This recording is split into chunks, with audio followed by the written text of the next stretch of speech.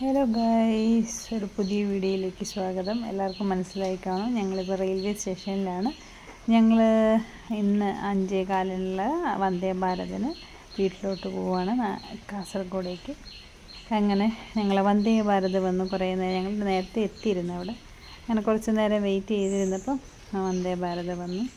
നല്ല തിരക്കുണ്ടായിരുന്നു. എല്ലാവർക്കും സീറ്റുണ്ടെങ്കിലും ഒരാൾ ആദ്യം കയറാൻ വേണ്ടി അതിൻ്റെ ഇടയിൽ പൊയ്ക വലിഞ്ഞ് കയറിയിട്ട് അവിടെ സീറ്റിലിരിക്കുക. ആദ്യമായിട്ടാണ് പൊയ്ക വന്ദേ ഭാരതിൽ പോകുന്നത്. അതിൻ്റെ എല്ലാ എക്സൈറ്റ്മെൻറ്റും ഉണ്ടായിരുന്നു പൊയ്കയുടെ മുഖത്ത്. ഞാനിത് മൂന്നാമത്തെ പ്രാവശ്യമാണ് വന്ദേ ഭാരതിൽ പോകുന്നത്.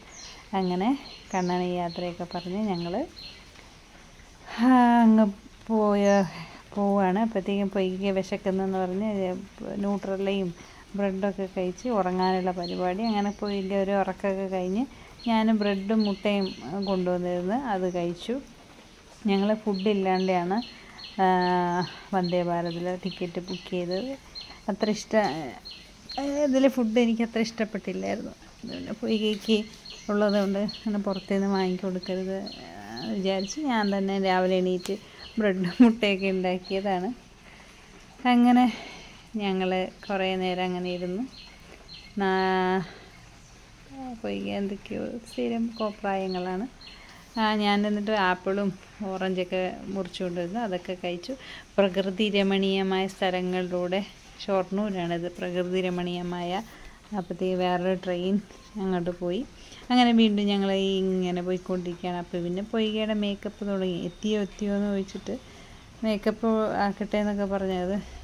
എന്താണ് നീ ചെയ്യുന്നതെന്ന് ചോദിച്ചപ്പോൾ ബ്യൂട്ടി സ്പോട്ട് ഇടുകയാണ് അമ്മ എന്ന് പറഞ്ഞു. മൂക്കിൻ്റെ താഴെയാണോ ബ്യൂട്ടി സ്പോട്ട് എന്ന് പറഞ്ഞ് ഞാൻ കളിയാക്കി.